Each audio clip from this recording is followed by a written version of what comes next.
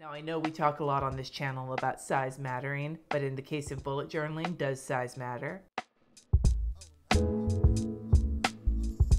Hey everybody, today I am talking about the Bujo Book from Kit Life Planners. The Kit Life girls are awesome. I've had the chance to meet them in person more than once and spend some time around them at various planner events, and I love the look and the feel of their planners. They're soft and the colors are just right up my alley, and that makes me super happy. I'll throw up in the cards a video of me going through one of their daily planners. Now, I bought this book with my own money. This was the book that they released to be sort of a Bujo offering to be able to bullet journal in. Jessica sent me a weekly planner to take a look at as well because I haven't looked at one of theirs before, and if you would like to see a video on that, leave a message down in the comments. But for today, we're taking a look at the Bujo Book. Now, according to the specifications, this is a 3/4 inch coil. It is 7.5 by 8 inches for the dimensions, which makes it a little bit smaller than an Erin Condren in size. You can see that there, but not by much. There are 122 pages in here. Now, the cost of this is $20. There are two cover options that you can get. This one is the vintage floral, which is AKA Cindy's catnip. And then there's also a purple one that says keeping it together. It says Bujo Book across the top.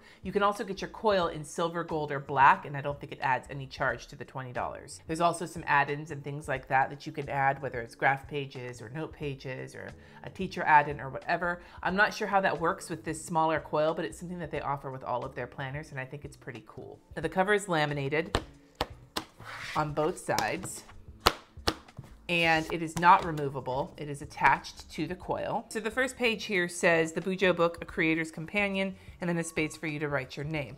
Now, the paper feels nice. I would say better than ordinary paper, not so thick as, say, the Inkwell Press paper. According to the website, the paper is 70 pound. And what you have here is like a dot grid, and I'm gonna zoom you in so you can see the color, a light gray, as you can see here. Ooh, look at my nails, aren't they sexy? If you compare this to the Scribbles That Matter, and I'm going to because it's my current Bujo, then you'll see that the paper in the Kit Life is white. This is like a pure white paper. The Scribbles That Matter paper is like an off-white. One of my big issues with the Scribbles That Matter is, even though I love the paper, is the color of the paper. Like, I would prefer one that is like this bright rather than a off-white, but that is my personal preference. I do love the soft gray of the dot. So you flip through it, you've got a bunch of dot grid pages, and then one of the things that Kit has added into it is a doodle break right here, where you've got like some lines and a quote and like a place to doodle, and then a little quote here with a colorful page, and then it goes right back into the dot grid. And this happens a few times throughout the planner. Here's another one with their, and this is their like color scheme. P.S. These purples and pinks and all that. I'm looking to see. I thought I saw it. There it is. Conquer. I love this one. This is so pretty. Anyway, and that's the entirety of the notebook. So what I'm going to do is take a second here, and I am going to pen test on this paper, because I think that, you know, the simplicity of a notebook like this, there isn't a lot for you to test, but there is some things, and one of those things is whether or not a pen stands up to it. For the pen test, I've got 3 pens here that sort of run the gamut of pens you might find me using in a bullet journal. There is this Tombow Mono Drawing Pen, which is a felt-tipped type pen. There is an Energel Black Liquid Gel Ink pen. And then there is a Tombow, which is about, I mean, I don't use super dark Tombows in my bullet journal, so I'm not gonna grab like my juiciest, like dark blue one. I'm gonna grab one that I'm actually currently using in my bullet journal, and it works fine in there. And we're gonna test these out, and we're gonna see how they look.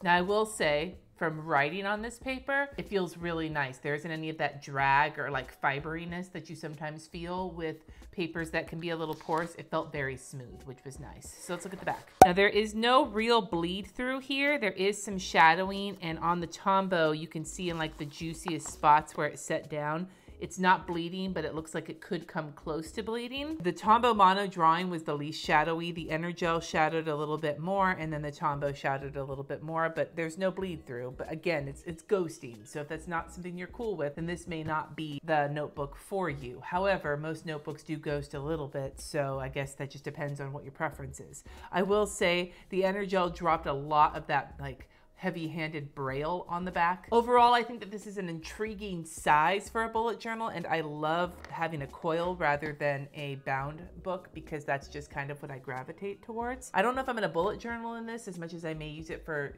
just journaling and like sketching and doodling, but we'll see as time moves on. And I will show you, if I do wind up using this for things like that, I will show you at least on Instagram at Llama Letters, hint, hint. Are there any notebooks or other things like that you'd like me to take a look at? Let me know down in the comments below, and especially let me know if you would like to take a look at the Kit Life Weekly Planner, because they are on sale right now, and that's always nice to be able to try something out when it's knocked down. Thank you so much for watching. Subscribe if you haven't already, and I will see you next time.